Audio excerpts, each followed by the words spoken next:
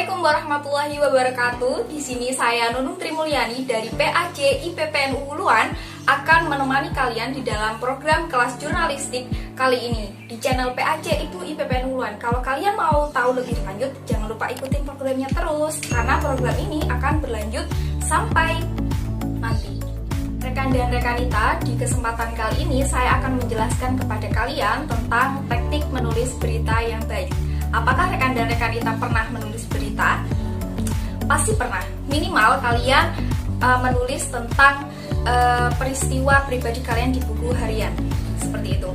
Nah, pada menulis berita, khususnya di media, dibutuhkan teknis menulis berita yang baik. Karena berita atau peristiwa yang kalian laporkan itu dibaca oleh banyak orang. Jadi, dibutuhkan skill yang bagus.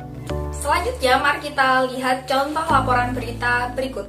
Sabtu 20 Juni 2020 terjadi ledakan bom yang dilakukan oleh kelompok teroris di alun-alun Jember. Apakah itu dapat disebut sebagai berita? Jawabannya, ya. Akan tetapi jenis berita seperti itu tidak lazim dimuat pada media. Pada umumnya, media menulis berita untuk menarik minat pembaca. Apa kesalahan dari laporan berita tersebut? Yang pertama, kata-kata tidak efisien. Kita semua tahu bahwa Selasa itu nama hari, tapi di laporan berita tadi disebutkan pada hari Sabtu.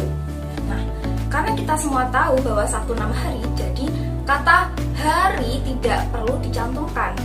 Bahkan ada media yang tidak mencantumkan pada hari, langsung Sabtu 20 Juni 2020. Biasanya seperti itu.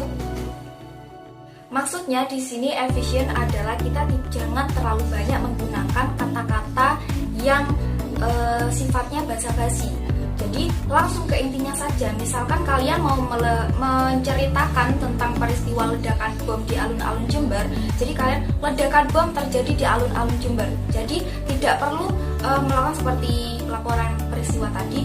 Terjadi ledakan bom yang dilakukan oleh kelompok teroris di alun-alun Jember. Kata-kata efisien di dalam berita itu tidak banyak menggunakan kata penghubung. Jadi fokus pada intinya saja. Kesalahan kedua pada laporan peristiwa berita tadi adalah pada kepala berita unsur yang ditonjolkan pada umumnya adalah subjek. Tapi di sana tadi, di laporan berita tadi, unsur yang pertama ditonjolkan adalah hari. Nah, hari itu tidak lazim ditonjolkan pada penulisan berita di media. Semua masyarakat Jember pasti tahu alun-alun Jember. Jadi kita dapat mengawali suatu berita dengan tempat yang paling dikenal oleh masyarakat Jember, yakni alun-alun Jember. Nah, pada kepala berita biasanya unsur yang ditonjolkan itu kalau nggak what, ya who atau subjek. Itu subjek. Kalau laporan peristiwa tadi dibenarkan, redaksinya menjadi seperti ini. Ledakan bom terjadi di alun-alun Jember pada hari Sabtu 20 Juni 2020 dilakukan oleh sejumlah kelompok teroris. Nah, itu dapat menjadi lead pilihan. Nah, sebenarnya ketika kita menyusun lead ada banyak variasi yang dapat kita tonjolkan pada di awal. Sesuatu yang penting itu ditonjolkan pada awal. Seperti itu. Misalkan jika peristiwanya itu menyangkut seseorang yang penting, maka subjeknya didahulukan. Jadi pada intinya ketika kita menulis berita di media, unsur yang harus ditonjolkan adalah what, who, where, when, why, dan how. 5W1H, pegang ini. Pegang kunci 5W1H ketika kita menulis laporan peristiwa, khususnya berita untuk media. Nah, selain itu, yang paling penting adalah mengemas berita pada lead. Lead menggambarkan seluruh isi berita. Jadi, di dalam lead harus mewakili seluruh isi berita yang ada. Jadi, lead itu harus dikemas semenarik mungkin sehingga pembaca dapat tertarik untuk membaca berita kita.